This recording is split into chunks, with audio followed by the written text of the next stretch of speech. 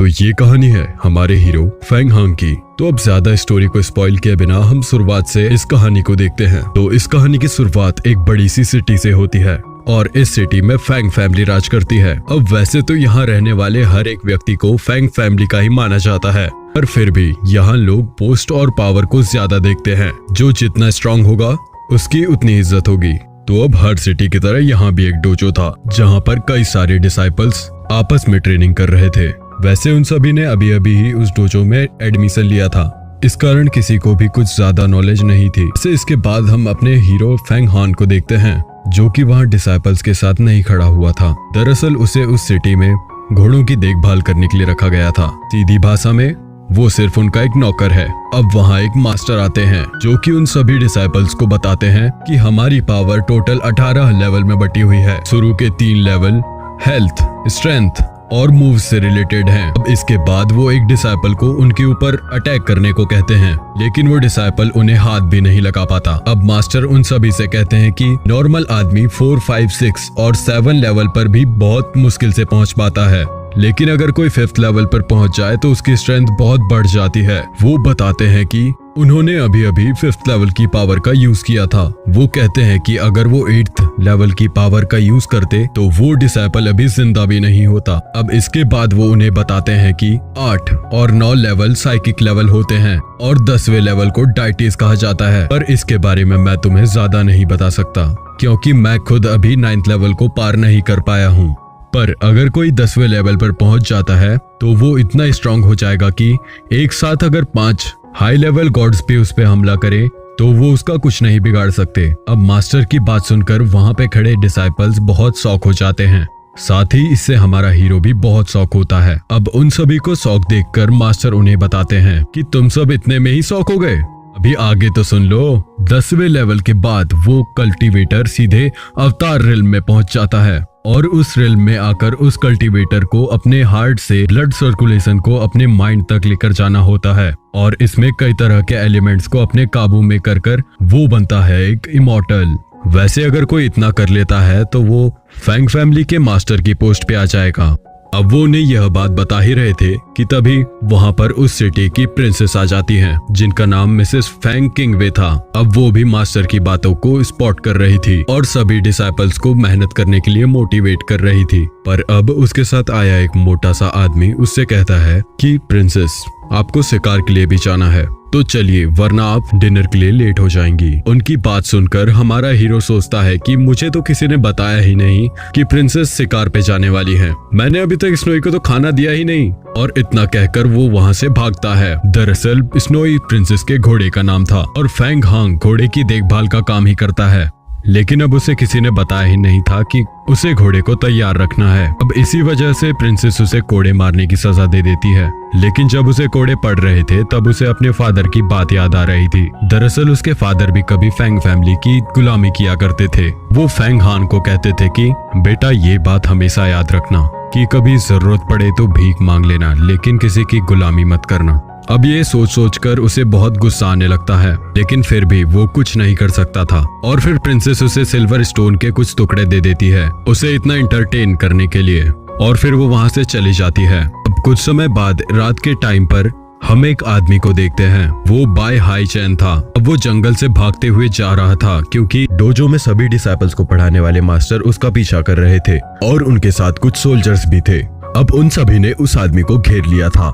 इसके बाद वो मास्टर उस आदमी से कहते हैं कि तुम्हारे पास जो पावर, एलेक्सर और ड्रैगन पेंटिंग है वो हमारे हवाले कर दो और हम इसके बदले तुम्हें जिंदा छोड़ देंगे। लेकिन अब वो आदमी उस मास्टर को साफ मना कर देता है, जिस वजह से उनमें फाइट स्टार्ट हो जाती है। अब वो आदमी ऑलरेडी 10th लेवल पर था, इसलिए वो मास्टर उन्हें हरा नहीं पा रहे थे। लेकिन फिर उसके बाद सीन चेंज होता है और अब हम हमारे हीरो मतलब कि फेंग हांग को देखते हैं जो कि अभी एक सी के किनारे फाइट की प्रैक्टिस कर रहा था। ये सब वही मूव्स थे जो उसने दूर से छुप छुप के देखे थे, पर अब हर मूव के साथ उसे वो कोड़ों का दर्द अपनी फादर की बात याद दिला रहा था। और फिर वो फैसला कर लेता है कि मैं इस तरह एक जगह ही जिंदगी नहीं काटूंगा, मैं भी इस दुनिया की सैर करूंगा। इसके बाद सीन फिर से बाय हाई चैन के पास आ जाता है जो कि अभी भी वहीं भाग रहा था, लेकिन फिर उसे फिर से फाइट स्टार्ट करनी पड़ती जिसमें उसका जीतना पक्का था। पर तभी वहाँ प्रिंसेस फेंग जिंग सुई आ जाती है। अब मैं आपको बता दूं कि जिंग सुई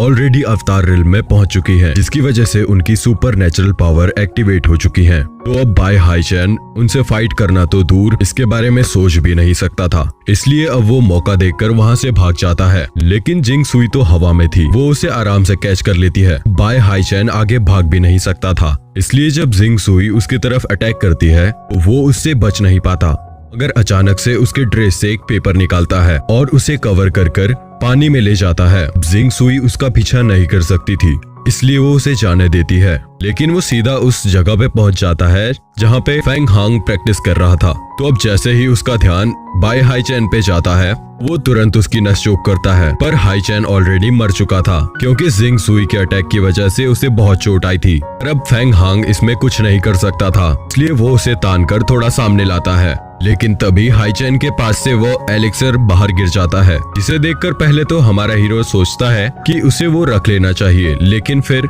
उसे लगता है कि एक मरे हुए आदमी से चोरी करना तो डूब मरने जैसी बात होगी, इसलिए वो उसे वापस हाईचैन के कपड़ों में रख देता है। इस कारण तुरंत ही वो फिर से जिंदा हो जाता है। पर गलती से वो फेंग हांग को गलत समझ लेता है। उसे लगता है कि फेंग हांग उससे वो एलिक्सर चुरा रहा था, लेकिन फिर वो फेंग हांग की बॉडी पर कोड़ों के निशान देखता है और समझ जाता है कि ये फेंग फैमिली की ही करतूत है। पर अब हाईचैन के पास ज्यादा टाइम नहीं था, इसलिए वो अपने एलिक्सर को फेंग हांग के हार्ट में सेट कर देता है। साथ ही उसे वो ड्रैगन पेंटिंग भी दे देता है और कहता है कि तुम्हें मेरी मौत का बदला फेंग जिंग सुई से लेना होगा।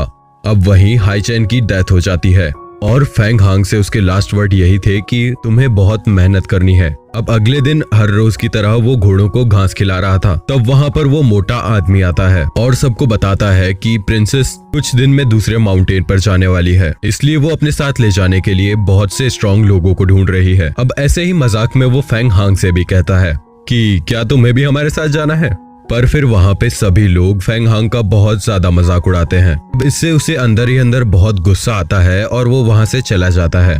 अब उसे भी स्ट्रांग बनना था, इसलिए वो सीरियसली प्रैक्टिस स्टार्ट कर देता है। तो अब उसे फर्स्ट लेवल जो कि ऑलरेडी क्लियर था, मतलब कि उसकी बॉडी पहले से ही आगे बढ़ने के लिए सही थी। फिर सेकंड लेवल मतलब स्ट्रांग होने के लिए वो एक स्टोन को पकड़कर एक ही जगह पर खड़ा रहता है। अब इसके बाद थर्ड लेवल जो कि मूव्स के लिए होता है, वो वही स्कूल में छुप छुप कर देखे हुए मूव्स को ट्राई करता है। साथ ही न्यू मूव्स भी उसी तरह छिप छिप कर सीखता है।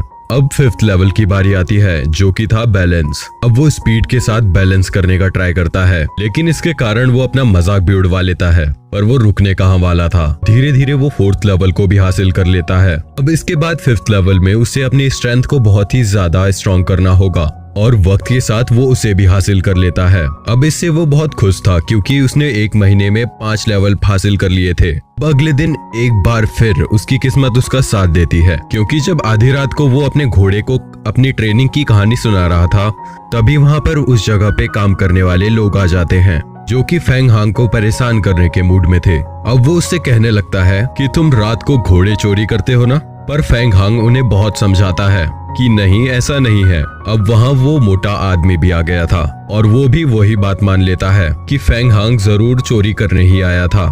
लेकिन फिर फेंग हांग उन लोगों को अपनी ताकत का एक नमूना दिखाता है। पर अब फाइट और ज्यादा न बढ़े, इसलिए जिंग सुई वहाँ नीचे आकर उन्हें रोक देती है। वैसे जिंग सुई ने हवा में से सब कुछ देख लिया था, तो अब वो फेंग हांग से उसकी पावर का सीक्रेट पूछती है, जिस पर फेंग हांग उन्हें सच ना बताते हुए कहता है कि उसने बहुत साल पहले गलती से एक स्नेक खा लिया था, जिसकी वजह से उसकी कल्टीवेशन पावर और एनर्जी बढ़ गई थी। अब जिंग सुई भी उसकी बात मान लेती है, क्योंकि उसे पता था कि जंगल में कुछ ऐसे स्नेक्स हैं जिन्हें पावर बढ़ाने के लिए यूज किया जाता है, लेकिन वो बहुत रेयर होते हैं। पर अब फेंग सुई फेंग हांग को माउंटेन्स पर चलने को कहती है और ये देखकर वहाँ सभी लोग शॉक हो जाते हैं। अब वो दिन आ गया था जिस दिन वो सभी साथ में उस माउंटेन की तरफ निकलते हैं। तो अब रास्ता बहुत लंबा था, इसलिए उन्हें बहुत ज्यादा टाइम लगता है वहाँ पे पहुँचने में। लेकिन जब वो उस जगह पर पहुंचते हैं तो उस जगह के कुछ डिसाइपल्स उन सभी सर्वेंट्स को परेशान करने लगते हैं। साथ ही वो सभी क्रेन्स के ऊपर बैठे हुए थे। इस कारण फेंग हांग के साथ वाला घोड़ा जो कि प्रिंसेस का है, वो थोड़ा घबरा जाता है और आसपास भागने लगता है। लेकिन वो डिसाइपल्स क्रेन्स के थ्रू उसे लात मारकर दूर फेंक देते हैं। अब फेंग हांग उसे बचाने जाता है, पर वो पहले ही खाई में गिर चुका था। इस कारण फेंग हांग को बहुत गुस्सा आ जाता है और वो ऊपर आकर सभी डिसाइपल से कहने लगता है कि तुम्हारी वजह से मेरे घोड़े की जान चली गई। पर इस सब से उन डिसाइपल्स को कोई फर्क नहीं पड़ रहा था, बल्कि वो अब फेंग हांग को ही परेशान करने लगते हैं। लेकिन तभी वहाँ सिंग जुई आ जाती है और उन्हें ये बात बिल्कुल पसंद नहीं आती कि कोई उनके आदमियों को परेशान करे, इसलिए वो एक एक करके उन सभी डिसाइपल्स को मारने लगती है। अब इसके बाद वहाँ एंट्री होती है जिंग सिताई की। ये लड़का भी सिंग जुई की तरह अवतार रिल्म में है, लेकिन बस थोड़ी अफवाहें फैली हुई है कि ये लड़का अपने लेवल जितना स्ट्रॉन्ग नहीं है। और ये बात यहाँ सच भी हो जाती है कि सिंग जुई बाकी बचे हुए डिसाइपल्स को भी उसके सामने मार देती है और इसमें जिंग सिताई उन्हें रोक भी नहीं पाता और वहाँ से भाग जाता है। अब वहीं पास से उन सभी को एक लड़की देख रही थी। अब आगे हम देखते हैं कि जिंग सुई फेंग हांग की बहादुरी को देखकर खुश थी, क्योंकि वो अपने घोड़े के लिए उन डिसाइपल से भी लड़ने को तैयार था। अब इसलिए वो उसे वहां का क्रेन ऑफिसर बना देती है। अब जिस प्रकार वो अपने घोड़ों की देखभाल करता था, उसी प्रकार उसे क्रेन्स की भी देखभाल करनी है। लेकिन ये पोस्ट बहुत अच्छी थी, क्योंकि उसके अंदर बहुत सारे लोग काम करेंगे, साथ ही इससे उसे सर्वेंट जैसे भी महसूस नहीं होगा। अब सिंग जुई उसे एक चीज देती है जो कि स्पिरिट बीस्ट टोकन था। वो कहती है कि इससे तुम क्रेन्स को समझ पाओगे, और अब वो वहां से चली जाती है। तो इसके बाद हम देखते हैं कि वो मोटा आदमी उस टोकन को लेने के लिए फेंग हांग का मजाक उड़ाने लगता है। पर फेंग हांग भी इस बार की अपॉर्चुनिटी अपने हाथों से नहीं जाने दे सकता था। लेकिन जब सभी लोग फेंग हांग की तरफ अटैक करने आ जाते हैं, तभी वो लड़की जो उन पे बहुत दूर से नजर रखी हुई थी, वो वहां आ जाती है। अब वैसे तो वो बहुत क्यूट होने के साथ साथ बहुत स्ट्रांग थी, पर फिर भी ये बात अपने हीरो फेंग हांग को तो नहीं पता थी, इसलिए वो उस लड़की को प्रोटेक्ट करने के लिए आगे आ जाता है और उसे पीछे रहने को ही कहता है। अब वहाँ पर फाइट स्टार्ट होती है, लेकिन हमें पता है हमारा hero Feng Hong 5th level पर पहुंच चुका है, इसलिए उसे हराना उनकी बस की बात नहीं। साथ ही अब फेंग हांग उस मोटे आदमी का मजाक उड़ाता है और उन सभी डिसाइपल से कहता है कि अब तुम मेरी बात मानोगे। वो लोग आगे बढ़ने लगते हैं, लेकिन फेंग हांग अभी वहीं रुका था, क्योंकि वो लड़की उसका नाम पूछती है। साथ ही फेंग हांग भी उससे उसका नाम पूछता है। तब उसे पता चलता है कि वो लड़की तो एक दूसरे माउंटेन की प्रिंसेस है और उनका नाम है प्रिंसेस सियाओ। अब वो प्रिंसेस से पूछता है कि आपके साथ कोई गार्ड या फिर गाड़ी नहीं आई, तो सियाओ कहती है कि मुझे उन सब की क्या जरूरत, मैं तो खुद का ख्याल खुद ही रख सकती हूँ। अब इसके बाद वो फेंग हांग को इस 20 टोकन के बारे में बताने लगती है। वो उससे कहती है कि तुम्हें वहाँ पर पहुंचकर इस टोकन पर अपने ब्लड की एक ड्रॉप डालनी होगी, जिससे तुम इसका सही यूज कर पाओगे। अब इसके बाद वो वहाँ से चली जाती है, पर फेंग हांग के मन में यही चल रहा था कि प्रिंसेस इतनी अच्छी भी हो सकती हैं। अब इसके बाद हम दूसरी तरफ देखते हैं कि जब जिंग सुई ने जिन सिताओं को वहाँ से भगाया था, तो वो सीधा ही एक अजीब सी जगह पर जाता है, जिस जगह पर कोई एल्डर तियाजी रहते हैं। अब वहां पहुंचकर वो उन्हें सब बताने लगता है, लेकिन तियाजी कहते हैं कि इसमें गलती तुम्हारी है और इतना कहकर उसे वहां से भगा देते हैं। इस सब के बाद हम वापस से हमारे हीरो के पास आ जाते हैं, जहां हम देखते हैं कि अब वो उस जगह पर पहुंच चुका था जहां पर सभी क्रेन्स को रखा जाता है। अब बैरियर के अंदर जाकर उसके सामने एक क्रेन आती है, लेकिन उसे याद आता है कि सियाओ ने उसे उस 20 टोकन पर अपने ब्लड की एक बूंद डालने को कहा था। अब जैसे ही वो उस टोकन पर ब्लड की एक बूंद डालता है, तो अचानक उसे एक आवाज सुनाई पड़ती है। वो आवाज किसी और की नहीं बल्कि वहीं खड़ी उस क्रेन की थी। अब धीरे धीरे हमारे हीरो और उस क्रेन के बीच फ्रेंडशिप हो जाती है, जिसके बाद वो क्रेन कहती है कि हम सबको बाहर घूमने जाना है, हम यहाँ बोर हो रहे हैं। तो अब फेंग हांग उनकी बात मानकर उन सभी को जाने देता है और अपने 20 टोकन से आसपास बने प्रोटेक्शन बैरियर को हटा देता है। अब सभी क्रेन्स के जाने के बाद वो सोचता है कि सच में घोड़ों के ख्याल रखने से तो ये काम बहुत ज्यादा अच्छा है, और फिर वो उस ड्रैगन पेंटिंग को देखने लगता है। लेकिन अभी भी उसे कुछ समझ में नहीं आ रहा था कि आखिर इसका काम क्या है। तो अब इसके बाद हम फिर से जिन सिताई को देखते हैं, जो कि इस बार किसी बड़े मास्टर के पास गया था, जिन्हें वो सीनियर हुआ कह के पुकार रहा था। तो अब वो उन्हें बताता है कि करीब 1 महीने पहले वो बाय हाइचेन के साथ फेंग फैमिली के बारे में इंफॉर्मेशन निकालने गया था, लेकिन जिंग सुई की वजह से उसका पूरा प्लान खराब हो गया और अब उसे यह लगता है कि शायद वो ड्रैगन पेंटिंग जिंग सुई के पास है। लेकिन इस बात पर सीनियर उसे ये कहकर जाने को कहते हैं कि हमारे पास कोई पक्का प्रूफ नहीं है, और जहाँ तक बात है तुम्हारे डिसाइपल्स की जिन्हें जिंग सुई ने मारा, तो उनका अभी हम कुछ नहीं कर सकते। तो अब उनकी बात मानकर जिन सिताई वहाँ से चला जाता है। फिर हम देखते हैं कि अब सभी क्रेन्स वापस लौट चुकी थी और उस वक्त फेंग हांग कुछ लोगों को उनका खाना लगाने को कह रहा था, पर अब हमारी वाली क्रेन वहां आती है, जिसे देखकर फेंग हांग दोनों आदमियों को वापस जाने को कह देता है। तो अब क्रेन फेंग हांग को कहती है कि मुझे रोज का खाना नहीं खाना है, मुझे आज कुछ अलग ही खाना है। तो अब उसकी बात मानकर फेंग हांग कहता है ठीक है, तो हम जंगल में चलते हैं, वहीं तुम्हें जो खाना हो खा लेना। तो फिर अब वो क्रेन के ऊपर बैठकर जंगल की तरफ चला जाता है। इसमें भी बहुत मजा आ रहा था, साथ ही बहुत मस्ती मजाक करते हुए आगे बढ़ते जा रहे थे, लेकिन इस कारण वो बहुत दूर पहुंच चुके थे। पर क्रेन फेंग हांग से कहती है कि चिंता मत करो, हम रास्ता नहीं भूलेंगे। लेकिन अब वो आगे बढ़ ही रहे थे कि तभी उन्हें वहाँ पे कुछ दिखता है। तो क्रेन फेंग हांग से बोलती है कि दरअसल ये इविल इंसेक्ट का डार्क फ्यूम है। अब वो दोनों वहाँ से तुरंत ही पूरी स्पीड में भागने लगते हैं, लेकिन जो आदमी उस डार्क फ्यूम को कंट्रोल कर रहा था वो उन्हें देख लेता है और अपना डार्क फ्यूम उनकी तरफ फेंक देता है। अब क्रेन पूरी कोशिश करती है, लेकिन फ्यूम की स्पीड ज्यादा तेज थी, इस कारण वो बच नहीं पाते और क्रेन बेहोश हो जाती है। पर अब इसके बाद फेंग हांग के पास जो ड्रैगन पेंटिंग थी वो अब ग्लो करने लगती है और इसकी वजह से वो फ्यूम अपने आप ही वापस लौट जाता है। और फिर फेंग हांग क्रेन को होश में लाकर वहाँ से पूरी स्पीड में भागते हैं। साथ ही रास्ते में वो उसे इस सब के बारे में किसी को भी बताने से मना कर देता है। फिर हम देखते हैं कि वो आदमी सोच रहा था कि उसका डार्क फ्यूम खाली हाथ ही वापस क्यों आ गया। तभी वहाँ जिन सिताई आ जाता है और उन दोनों में फाइट स्टार्ट हो जाती है। वैसे तो वो आदमी जिन सिताई से ज्यादा लेवल पर नहीं था, लेकिन फिर भी वो ज्यादा स्ट्रॉन्ग था। इस कारण हमें पता चलता है कि जिन सिताई इतना स्ट्रॉन्ग कभी हो ही नहीं पाया, क्योंकि उसके फादर ने 5 साल पहले उस पे एक एलेक्सर का यूज किया था, जिससे वो बिना ज्यादा मेहनत किए ही यहाँ तक आ गया। अब हमें पता चलता है कि सिताई ने ही उस आदमी को वहाँ पर बुलाया था। वो उसे बताता है कि जिंग सुई के पास ही गोल्डन एलेक्सर और ड्रैगन पेंटिंग दोनों ही आ गई हैं और अब वो उस आदमी से उन्हें वापस लेने में हेल्प मांगता है। अब पहले तो वो आदमी मना कर रहा था, पर फिर गोल्डन एलेक्सर के लालच में वो हाँ कर देता है। अब इस सब के बाद हम देखते हैं कि फेंग हांग अब वापस आ चुका था। साथ ही सिहायो उसे हवा में ही देख लेती है और उसका पीछा करने लगती है।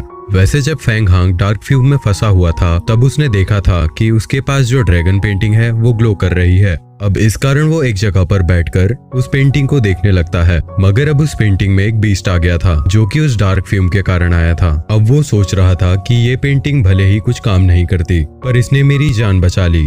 अब तभी वहाँ सियायो आ गई थी, पर किस्मत से उसने उस पेंटिंग को नहीं देखा था। मगर अब वो फेंग हांग को तंग करने लगती है, जिस पर फेंग हांग कहता है कि माना मैं थोड़ा वीक हूँ तो क्या तुम मुझे परेशान करोगी। अब ये सुनकर सियायो उससे कहती है कि नहीं, मैं तो तुम्हें प्रोटेक्ट करना चाहती हूँ। तो फेंग हांग उससे कहता है कि तुम चिंता मत करो, मैं इतना भी कमजोर नहीं कि मैं मेरी ही रक्षा ना कर पाऊँ। तो इतना सुनते ही सियायो उस पर अटैक कर देती है, पर फेंग हांग उससे लड़ाई नहीं करना चाहता था, लेकिन फिर भी सियायो उस पर अटैक करते ही जा रही थी। इस कारण से फेंग हांग भी अटैक करना स्टार्ट कर देता है और इस लड़ाई में सियायो का पगड़ा बहुत भारी था, जिसे देखकर ये पक्का हो चुका था कि वो ऑलरेडी 5th लेवल पार कर चुकी है। अब अंत में सियायो जीत जाती है और इसमें फेंग हांग को ये पता चल चुका था कि वो अभी कितने पानी में है। इसके बाद सियायो उसे बताती है कि तुम आउटर डिसाइपल से भी बहुत वीक हो।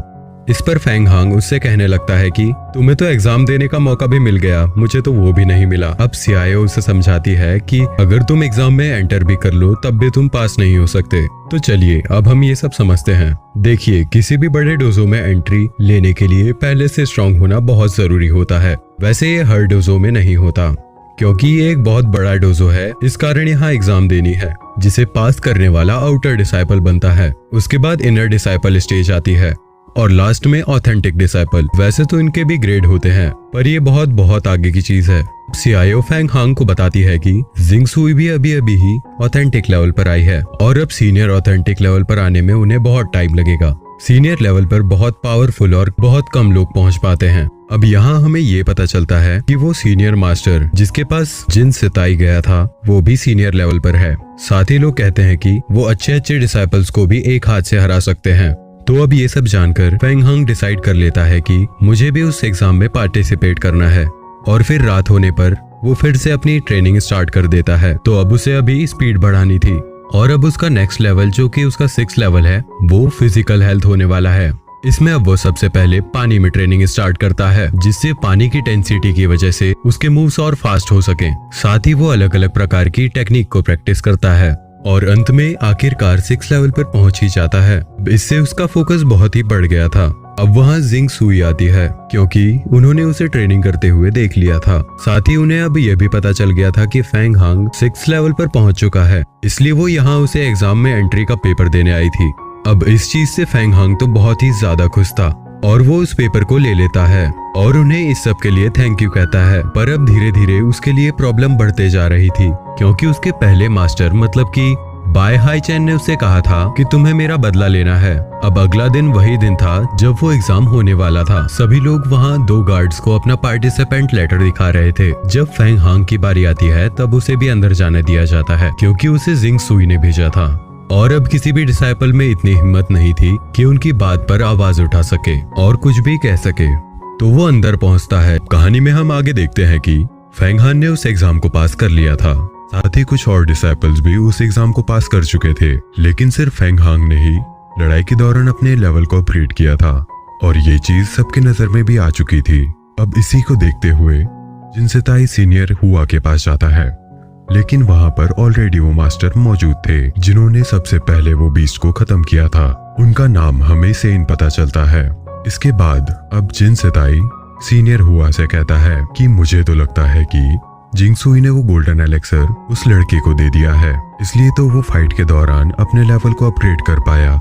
लेकिन अब इस चीज का उसके पास कोई पक्का सबूत नहीं था, इसलिए अब सीनियर हुआ उसकी बात ना मानते हुए उसे जाने को कहते हैं। फिर अब इस सब के बाद वो मास्टर सेन को एक आर्मर एलेक्सर देते हैं, साथ ही उससे कहते हैं कि तुम्हें अब और मेहनत करनी है, तो अब वो वहां से चले जाता है। इसके बाद हम वापस से आते हैं उसी ग्राउंड में जहाँ पर वो ओल्ड मास्टर जिन लोगों ने एग्जाम पास कर लिया है उन्हें बता रहे थे कि अब उन्हें रहने के लिए अलग जगह दी जाएगी जहां पर वे अपनी ट्रेनिंग भी कर सकते हैं। तो अब एक आउटर डिसाइपल बनके फेंग हांग बहुत खुश हो रहा था और वो ये बात जिंग सुई को बताना चाहता था, लेकिन तभी जिंग सुई उसे उसके एक दोस्त से मिलाती है जो कि अब उसके साथ ही आउटर डिसाइपल की ट्रेनिंग करेगा। लेकिन फेंग हांग का ध्यान बिल्कुल भी उसकी बात पर नहीं था, वो तो सीधे जिंग सुई से मिलना चाहता था। तो अब वो वहां से भाग जाता है, लेकिन फिर वो जब जिंग सुई के महल में पहुंचता है तो देखता है कि वहां तो फेंग फैमिली की प्रिंसेस मतलब जिंग सुई की छोटी बहन ऑलरेडी जिंग सुई के पास बैठी हुई है।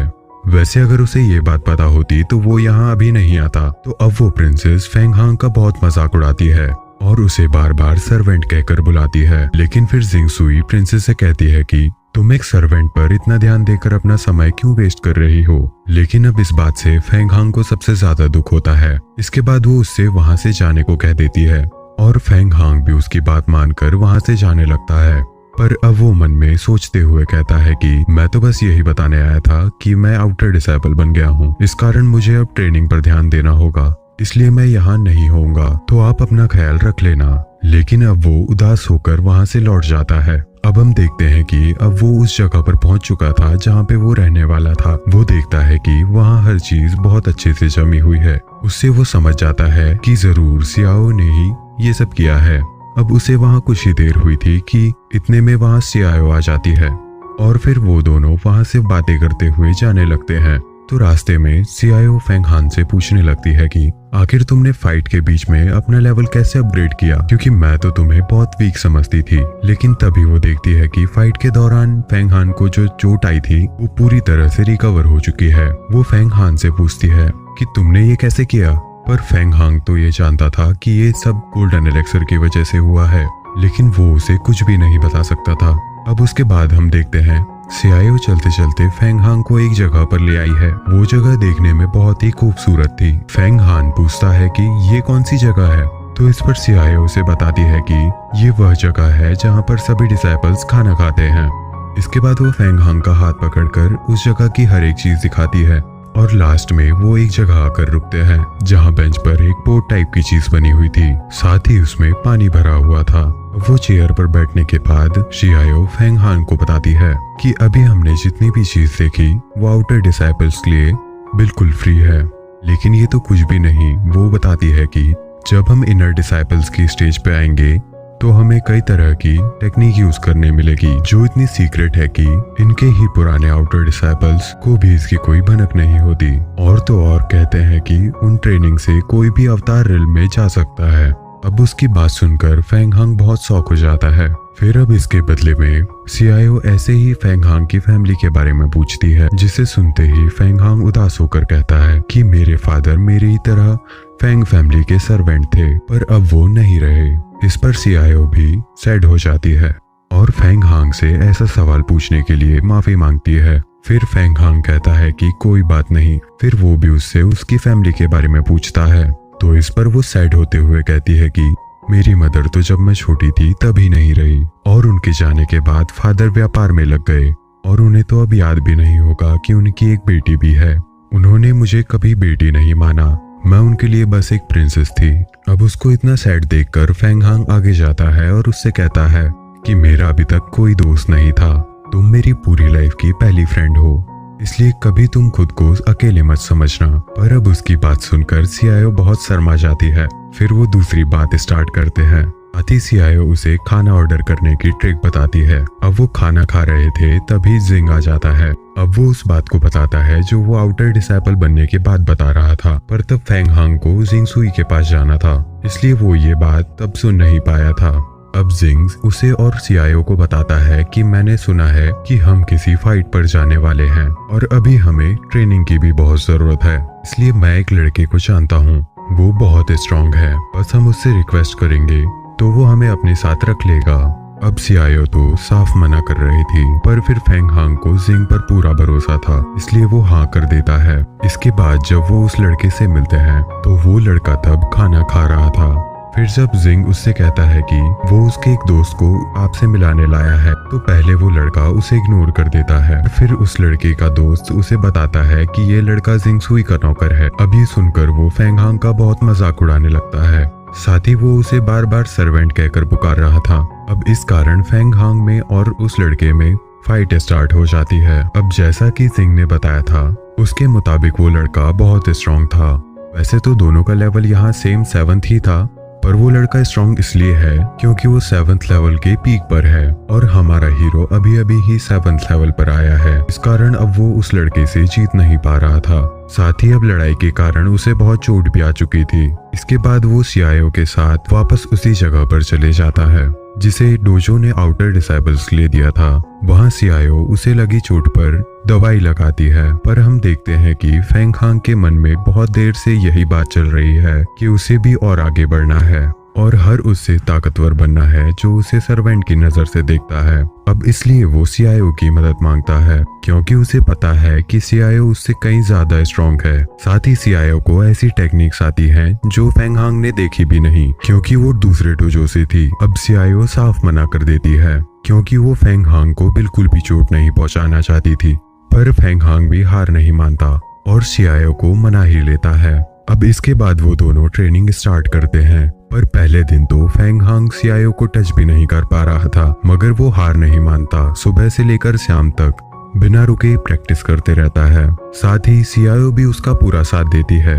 अब आखिर कुछ दिन बाद उनकी मेहनत रंग लाती है और अब हमारा hero Feng Hong 7th level को पार कर 8वें लेवल पर कदम रख चुका है। यह 8वां लेवल सुपर पावर की तरह है। इसमें बॉडी अपने आप ही लगे चोटों को ठीक करने लगती है और इसके साथ साथ उस कल्टीवेटर की स्ट्रेंथ असीमित रूप से बढ़ जाती है। तो अब इसके साथ फेंग हांग बहुत ज्यादा स्ट्रांग हो चुका था। अब वो प्रैक्टिस करने के लिए सियायो को थैंक्स बोलता है, लेकिन इसके साथ वो उससे ज्यादा ताकतवर भी हो चुका था। तो अब वो सियायो से कहता है कि अभी तक तुमने मुझे प्रोटेक्ट किया था, लेकिन अब मेरी बारी है, अब मैं तुम्हें प्रोटेक्ट करूंगा। अब इसके बाद वो दिन आ जाता है जिस दिन एग्जामिनर वाले मास्टर सभी आउटर डिसाइपल्स को माउंटेन बैंडिट्स मतलब कि लुटेरों के बारे में बता रहे थे। साथ ही वो उन्हें कहते हैं कि यहाँ से निकलने के बाद उन्हें बहुत संभल कर रहना होगा। फिर इसके बाद वो उन्हें 2 होलोग्राम देते हुए कहते हैं कि ये दोनों इविल साइड के बहुत पावरफुल मेंबर हैं। साथ ही इन दोनों के वहाँ पर मिलने के बहुत ज्यादा चांसेस है। अब साथ ही साथ वो ये भी बताते हैं कि उन दोनों मेंबर्स में से किसी एक को भी मारने पर इनाम में इमॉर्टलिटी एलेक्सर मिलेगा। अब ये सुन वहाँ खड़े डिसाइपल्स बहुत शॉक हो जाते हैं। वैसे हम ये भी देखते हैं कि इस मिशन पर कुछ डिसाइपल्स नहीं जा रहे हैं, पर अब जो कोई भी उनमें से जा रहा है हम किसी न किसी को जानते ही हैं। एक बार हम उनको देख लेते हैं। तो एक तो हमारा हीरो फेंग हांग जा रहा है, उसके साथ सियायो, जिंग जा रहा है। दूसरी तरफ वो लड़का जिसने फेंग हांग का मजाक उड़ाया था वो भी जा रहा है। पर हम देखते हैं कि वहाँ पर मास्टर सेन भी थे और वो भी उनके साथ जाने वाले थे और वो उन सभी डिसाइपल्स में से सबसे स्ट्रांग थे। वैसे मास्टर सेन के कुछ साथी डिसाइपल्स भी वहाँ जा रहे थे। ये बस मैंने इसलिए बताया क्योंकि अब आगे मेनली हम इन्हीं सभी को देखेंगे। अब सभी डिसाइपल्स वहां से चले जाते हैं और अब इसके बाद हम देखते हैं कि फेंग हांग उस बदतमीज लड़के को रोकता है और कहता है कि क्यों ना हम उस फाइट को पूरा कर लें जो उस वक्त अधूरी रह गई थी। तो अब लड़ाई का रिजल्ट हमें तो पता ही था। तो इसके बाद अपने दोस्त को पिटते देख एक लड़का जो कि उस बदतमीज लड़के का दोस्त था, वो अपनी तलवार फेंग हांग की तरफ फेंकता है। वैसे तो तलवार मामूली नहीं थी, वो एक ब्लड रिफाइनिंग वेपन थी जो कि उसकी ही बात मानती है क्योंकि उसने अपने ब्लड से कनेक्ट किया है। वैसे किसी भी ब्लड रिफाइनिंग वेपन या फिर ब्लड रिफाइनिंग ट्रेजर को अनरिफाइन करना बहुत मुश्किल है। साथ ही कईयों को तो ये भी नहीं पता कि उसे अनरिफाइन कैसे करते हैं। तो अब वो तलवार सीधे फेंग हांग के चेस्ट और पेट के बीच में लगती है जहां वो ड्रैगन पेंटिंग रखी हुई थी। तो डार्क फ्यूम की तरह इस बार भी वो ड्रैगन पेंटिंग तलवार को एब्जॉर्ब कर लेती है और फेंग हांग देखता है कि उसे तो चोट लगी ही नहीं, पर वो समझ गया था कि ये ड्रैगन पेंटिंग नहीं किया है। अब वो लड़का जिसकी ये तलवार थी वो बहुत चिंता में आ चुका था। साथ ही वो बार बार फेंग हांग से रिक्वेस्ट करता है कि प्लीज मेरी तलवार मुझे वापस दे दो, मैं दोबारा कभी ऐसा नहीं करूंगा। दरअसल वो स्वॉर्ड उसके लिए बहुत जरूरी थी। तो अब फेंग हांग को समझ में नहीं आ रहा था कि वो क्या करे क्योंकि वो सच भी नहीं बता सकता, पर वो लड़का बार बार रिक्वेस्ट कर रहा था। साथ ही उस लड़के के साथ एक लड़की भी थी जो कि उस लड़के की सीनियर थी। उसे वो लड़का सीनियर मो कह के पुकार रहा था। तो अब वो भी फेंग हांग से यही कहती है कि इसे माफ कर दो और वो तलवार इसे वापस दे दो, वो हमारे लिए बहुत जरूरी है। लेकिन अब फेंग हांग के लिए ये पॉसिबल नहीं था। तो वो थोड़ा सोचकर जवाब देता है कि मैं भी इस बारे में कुछ नहीं कर सकता, मुझे अपनी सीनियर जिंग सुई से पूछना होगा, उसके बाद मैं आपको आपकी तलवार वापस कर दूंगा। अब बात मानकर वो लड़की वहां से चली जाती है। अब इसके बाद सीन चेंज होता है और हम देखते हैं कि फेंग हांग क्रेन के साथ कहीं जा रहा था। तो वो सीआईओ को बताता है कि वो अभी क्रेन पर बैठने में और बैलेंस बनाने में नया है, इसलिए वो थोड़ा प्रैक्टिस करना चाहता है। इसके बाद हम देखते हैं कि जब वो दोनों यानी कि फेंग हांग और वो क्रेन उस जगह से थोड़ी दूर आ जाते हैं, तो फेंग हांग क्रेन को उस लड़के के बारे में बताता है कि कैसे उसने अपने लेवल अपग्रेड किया और उस लड़के को हराया। तो बातों ही बातों में क्रेन उसे एक टेक्निक के बारे में बताती है। वो टेक्निक का नाम मेटासाइकी का था। वो बताती है कि ये कमाल की टेक्निक है, इसे हमारे कंसंट्रेशन को बढ़ाने के लिए हमारी मैडम जिंग सुई ने हमें बताई है। इस टेक्निक के जरिए कल्टीवेटर अवतार रिल में पहुंच सकता है। तो ये जानकर फेंग हांग को भी एक्साइटमेंट होने लगती है और वो उसे ये सिखाने को कहता है। अब क्रेन उसकी अच्छी दोस्त बन चुकी थी, इसलिए वो हाँ कर देती है, लेकिन बस यही रिक्वेस्ट करती है कि ये बात किसी को बताना नहीं। तो जब फेंग हांग इस टेक्निक को परफेक्टली ट्राई कर लेता है तो वो एक अलग ही जगह पर पहुंच जाता है। साथ ही सामने उसे एक लाइट दिख रही थी जो कि कुछ और नहीं बल्कि अवतार रिल्म का गेट था।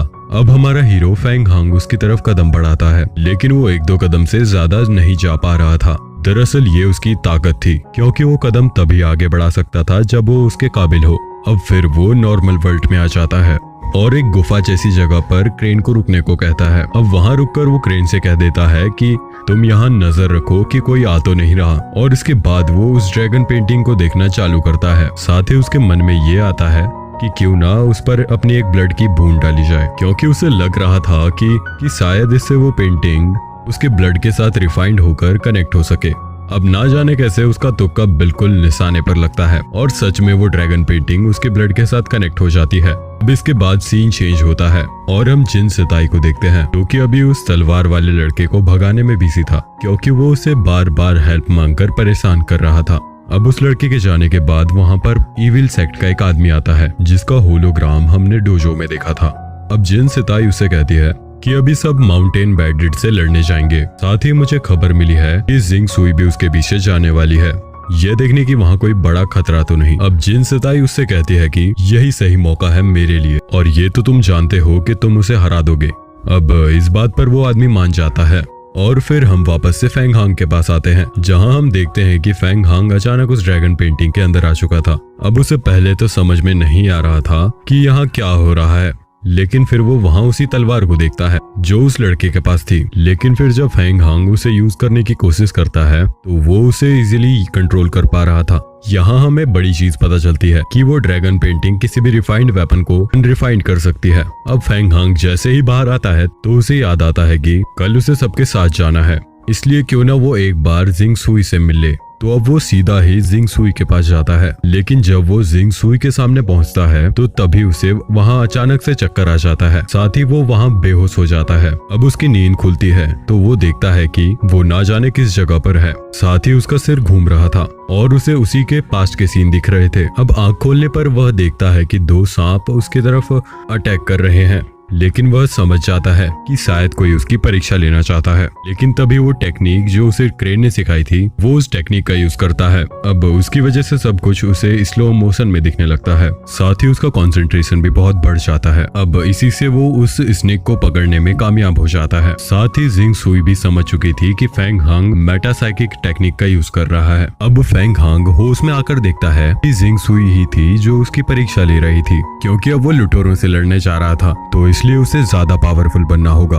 अब जिंग सुई उसे कुछ भी बोले उससे पहले ही वो खुद बताने लगता है कि ये टेक्निक उसने कहां से सीखी। लेकिन जिंग सुई उसे कहती है कि हर किसी के कुछ ना कुछ सीक्रेट होते हैं, इसलिए तुम्हें हर कोई बात मुझे या किसी और को बताने की कोई जरूरत नहीं। अब फेंग हांग ने ये तो बता ही देता है कि वो अब 8वें लेवल पर पहुंच चुका है। अब जिंग सुई जब वहां से जाने लगती है वो फेंग हांग से ये कहकर जाती है कि तुम अपना ख्याल रखना। और अब कहीं ना कहीं फेंग हांग को ये बात बहुत अच्छी लगती है, पर अब उसकी हिम्मत नहीं होती, इसलिए वो जोर से तो नहीं लेकिन धीरे से ही कह देता है कि आप भी अपना ख्याल रखना।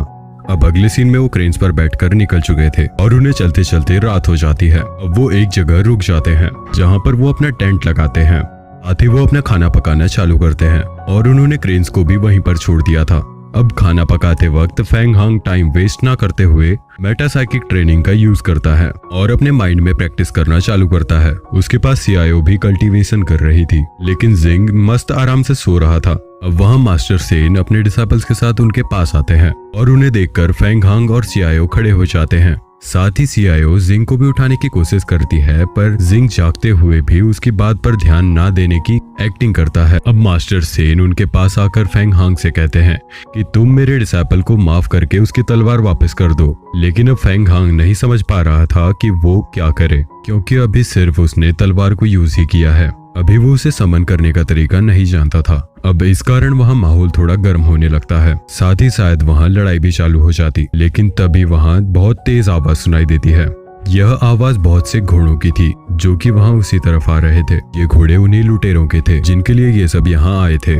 तो अब वो सभी डिसाइपल्स इकट्ठा होते हैं, साथ ही अब वो अपनी क्रेन को एक सेफ जगह पर भेज देते हैं।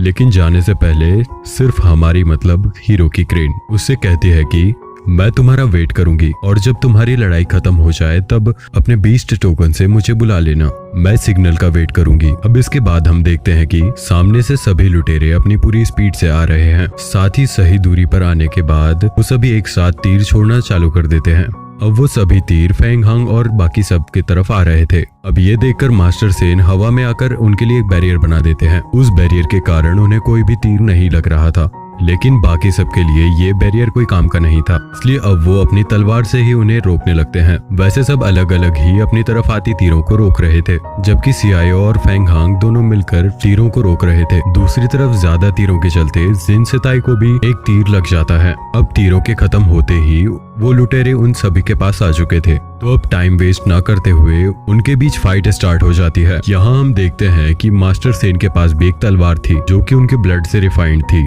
अब उस तलवार को वो जिस तरह चलाना चाहते उस तरह कंट्रोल कर सकते थे। इस तरह वो बहुत आसानी से उन लुटेरों को मारने जा रहे थे। साथ ही बाकी डिसाइपल्स भी अपनी पूरी ताकत लगाकर एक एक लुटेरे को मार रहे थे, पर उन लुटेरों की संख्या हजारों में थी, इसलिए वो खत्म होने का नाम ही नहीं ले रहे थे। तो फिर वो लड़की जिसका नाम मो था वो उन्हीं 2 अर्थ बीस्ट को समन कर लेती है जिनसे सभी ने एग्जाम देते वक्त फाइट की थी। अब वो बीस्ट भी सभी लुटेरों को बहुत इजीली मारते जा रहे थे।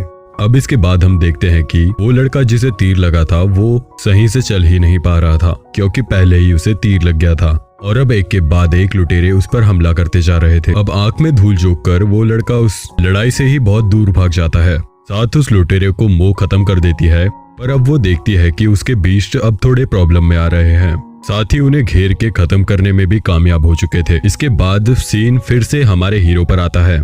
वो अभी थोड़ा लड़ाई से डिस्ट्रैक्ट हो गया था, इस कारण एक लुटेरा घोड़े पर आकर उस पर अटैक करने लगता है। लेकिन फिर हर बार की तरह इस बार भी सीआईओ ही आकर उसे बचाती है।